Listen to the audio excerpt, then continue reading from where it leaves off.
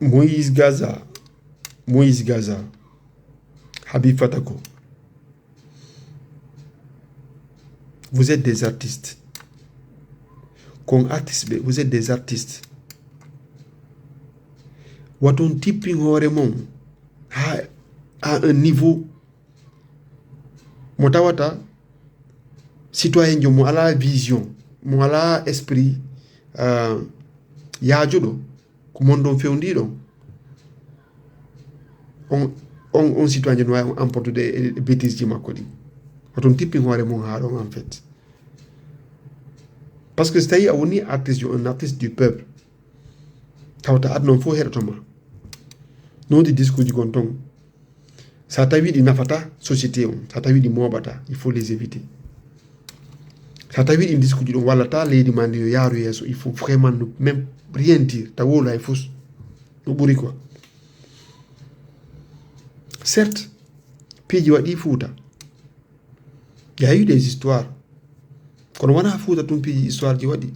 Guerre ji Bush waɗi Fouta, guerre ji Bush noon kadi waɗi kadi e région ji heddiɗi dans la Guinée profonde. Guerre ji Bush waɗi par ce que ɓaawo ɗo nu annentingol en histoire o ko empire ji piirayno. Empire ji ɗin si piiri ɓe waɗayno onno ɓe nanginira yimɓe ɓe captif, ɓe nanga ɓe échange ɓe e aala ko ɓe dartora. Woɓɓe ƴetta ɓen captif ɓe yaajina armée maɓɓe on, ɓe défendora armée ji maɓɓe ko ɓe défendora, ɓe yaajina armée maɓɓe on. Mais esclavage waɗali Fouta Djallon, esclavage waɗali Fouta Djallon, marɗo preuve ji ɗi wowi yaltin preuve ji ɗi holla jamma on. Esclavage waɗali Fouta Djallon au vrai sens du terme. Wonɓe wolde fi esclavage ɓe ton tomboy on sujet ɗon, je suis désolé. Parce que esclavage ko c'est un système économique ko tawata a ƴetta yimɓe haɓɓaɓe privaɓe liberté hara ɓe waɗata c'est-à-dire ɓe yahata ko ɓe faala, privaɓe liberté, gollinaɓe hara a yoɓataɓe tawata si ɓe golli kadi essentiel ko ɓe woni heɓude kon fof ko an hettata. ƴetta ɗum ɗon kadi gollitira yaajina heɓa économie sifa ko portoɓe wonno e wadden kon haɓɓa ɓaleɓe tawata kadi ko ɓaleɓe africain ɓe wonnoɓe yeeyude africain ɓe e junngo portoɓe ɓen ƴetta ɓe nonaɓe Amérique gollinoyaɓe on systéme économique ɗum ko ɗum développé hannde États-Unis o muyɓe ɗon. Mais avant de ɓen non wadde ɗum ɗon tawata arabuɓe kadi waɗi ɗum pendant entre 11 13 jusqu'à 14 siècle arabuɓe no waɗi esclavage mum kono goto noon tan woola fi ɗum ɗon. Portoɓe ɓen ɓe waɗi 4 siècles d'esclavage kono ɗum ɗon fof on yeggiti quoi, goto wolta fi ɗum ɗon. Donc si mi nani pullo no woola fi esclavage tewto wonɓe faalaɓe lancude Fouta, ça me fait mal parce que min onon ɓen artiste ɓe ɗon min mi yirali on sina on kon fulɓe. Pour moi vous êtes des peuls, vous faites partie de la grande famille. Au-delà de la Guinée vous êtes des peuls. Malheureusement enen Fouta ko mi remarque ɗo min personnellement, goɗɗo so wiyetake Bari, o wiyetake Diallo, o wiyetake Sow, o wiyetake Balde, c'est-à-dire qu'on atali ɗin grande famille ji ɗon yimɓe sikkay wona o pullo. Or communauté o no yaaji, peuple men o no janɗi, no mari doole, no yaaji. ɓe taniraɓe famille ji taniraɓe El Hadji Oumar Tall wonɓe dinguira fof ko fulɓe noon. So jetti les Kane, les Dia, les Lo, les Si, etc. mi wata hay les Niang, kala mo anduɗon c'est-à-dire ko descendant ɓe ɓen fof ko haala ko fulɓe noon, wolayɓe Pulaar ɓen fof ko fulɓe. So ƴetti les Sidibé ɓen fof ko fulɓe, no woodi hay Konateɓe fulɓe, no woodi hay Kanteɓe fulɓe. Donc no yaaji jengɓe ɓen ko fulɓe, no yaaji wata goɗɗo aru manipula on waddidira on e yimɓe inna on changé indeji monɗin par ce que ko Ba yettete ɗon, ma ko Diallo yettete ɗon, ma ko Bari yettete ɗon, ma ko Balde rejeton ɗum ɗon, yimɓe naada ɗum ɗon e haqqille yimɓe ɓen. Onon en tant que artiste o message ɗo ko fimowo mi warandemo, onon ɗo doit servir de leçon d'unité. Hande musique ji monɗin ko jama on fof woni ɗe sakitude, ko musique ji jama on fof non jonnude doole, par ce que jama on yirade wa goɗɗo go sina ko on fulɓe. wate jabbu goɗɗo ara divise en par ce que objectif yimɓe ko honɗum ko argol affaiblissa Fouta ko argol wadde nder communauté ji ɗin Fouta yalte on discours affaire jalon nanda oɗo ko jalonke oɗo ko maccuɗo oɗo ko pullo hey en fof koen Fouta jalon on est tous des peuls hay caméraɓe fulɓe no toon donc discours ji ɗin c'est dit ça n'a pas de sens en fait ça n'a pas de sens o heɓi noon o ronki noon heɓde sens o so tawi onon artiste ɓe ɓen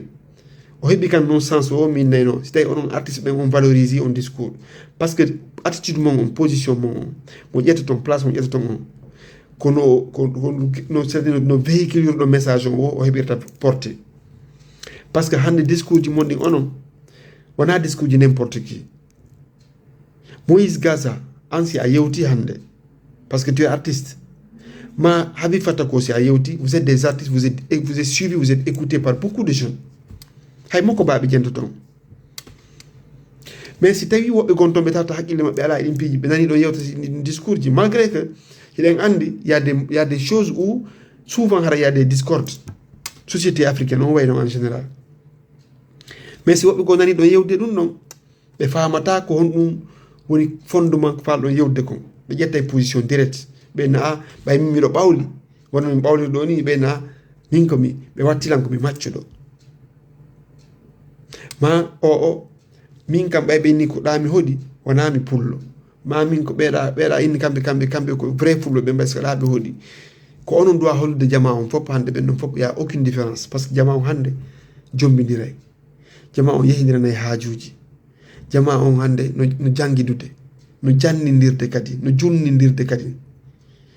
donc ton tewto discours ji yimɓe ko yahata ɗo Fouta yaha joua e esprit mawɓe ma esprit woɓɓe ɓe tawata c'est des gens woɓɓe gon toon hara piiji maɓɓe ɗin ça n'a pas marché donc haray c'est des personnes très sensibles ɓe yaɓe joua e ɗin émotion ji ɓen ɗon ɓe inna ɓe gagne maɓɓe on ko kawte maɓɓe ɗen gagne mom onon ɓe wonaɓe manipulede gagne mom wona kawtal monde ko état on woni fight en fight leydi si développaki leydi si yarali yeeso yimɓe ko futurité ji kippata hawata haqqille mum nden mi yewtina ñande vidéo ɗo e français min hande guinen jom discours makko wona discours ethnique ɗo no continue ha joni giba 1958 ɗe wolde fi ethnie en Guinée ko ɗum retardine hande ko fi technologie wayno ɗen fi intelligence artificielle fi retombé économique mon simandu si ɗen jawɗon yeeyitama ko honɗum guinen jom bénéficiata ko honɗum pay ko guinen jom kom bénéficiata est ce que ɗum ñawday fayɓe ɓen fayɓe guinéɓe ɓen mawɓe guinéɓe ɓen rewɓe guinéɓe ɓen sukaɓe guinéɓe ɓen est ce que ɗum ɗon waɗay ha heɓen hôpitaux ji kelɗuɗi est ce que ɗum ɗon si yeeyitama ɗen jawɗe ɗon waɗay ha heɓen ndiyan e courant est ce que si ɗen jawɗe ɗon yeeyitama en heɓay laawi est ce que en heɓay stade ji jani ko organise en coupe du monde coupe d' Afrique coupe du monde pourquoi pas y voilà les rêves onon artiste ɓe ɓen ko ɗum ɗo ɗon focalise ude haqqille yimɓe ɓen so yii débat ethnique ko tawata o divisey salo ɗum natugol e makko mais c'est décevant si tawi min si mi yii ɗon yewta discours ji ko hara je suis surpris parce que je m'attendais pas à ça je m'attendais vraiment pas à ça le niveau il est très bas oton accu yimɓe fuyanteɓe ɓe ala métier ɓe ala jokka hay fus ɗaɓɓay ɓe sujet ji ko waddidirta communauté ji ɗin Fouta ma communauté ji ɗin Guinée ɓe ara ɓe wola ka réseaux sociaux ɗo ƴetta ɗum argent comptant on ka iwtiron ɓawa ɗon haara on tippini hono par ce que onon ɗo marani hoore mon métier vous êtes des artistes vous avez votre métier vous gagnez de l'argent jama on kan no yiɗi on si on dariki on inni onon musique sina maccuɗo yimi musique pullo Fouta wawata heɓude e honno o wawata évolude haray on tigi on waɗima hoore mon feere par ce que goto na maccuɗo goɗɗo en fof koye maccuɓe Allah ten goɗɗo définisama compte o jeeya min ɗo ni no ɓawri dik mais komi pullo vrai pullo kadi on faami komi pullo tigi onon kalle kon fulɓe tigi à partir du moment on e woni communauté en fof ɗen yewtude haala woota on a le même combat on a les mêmes objectifs koyen communauté hande kono woni jondirde doole ka réseau ji sociaux ji kane woni jondirde doole ka musical tout dans tous les domaines hande on est ensemble on est une famille ta goto aro innam onon ɗon woni différent e kaare non yalte on sujet ɗon ndaare kala ko tawata moƴƴindira e guineɓe ɓen encourage on ɗum non mais onon tigi son waɗi hoore mon des cas distinctifs on sendiri hoore mon e discours ji mon e yimɓe ɓen hara on tigi on ƴetti position. Ne prenez pas des positions négatives ton jaɓu ɗum ƴette position ji ko tawata ɗi rassemble ɗi mooɓay kono ɗon nafata en fof yimɓe ɓen ko honum ɓe waɗata ɓe ara e nokkure ɓe tawa piiji ɗin ça ne va pas trop ɓe ara ɓe tawa les personnes qui ont de plus de difficulté pour ɓe won memarde sattinde ɓe joua e haqqille maɓɓe ɗen ɓe farɗe ɓe ka haqqille maɓɓe wondema so yi piiji ɗin ala e marsude ko par ce que mama soro mon ko mama soro ɓe ɗo waɗnoɓe ɗum ɗo ko mama soro oɗo wanno ɗum ɗon ɗo mama soro oɗo jatti oɗo ɗo mama soro goto jeeya lagguine goto jeeya c'est à dire en fof on est issu de quelque part ko angal andugol histoire de l'humanité hatta famon ɗum par ce que woɓɓe sikke ka leydi fuɗi non neɗɗo kala no woodi ko iwri bani adama jeeya leydi sur terre en fof en adda ɗo en aru ɗo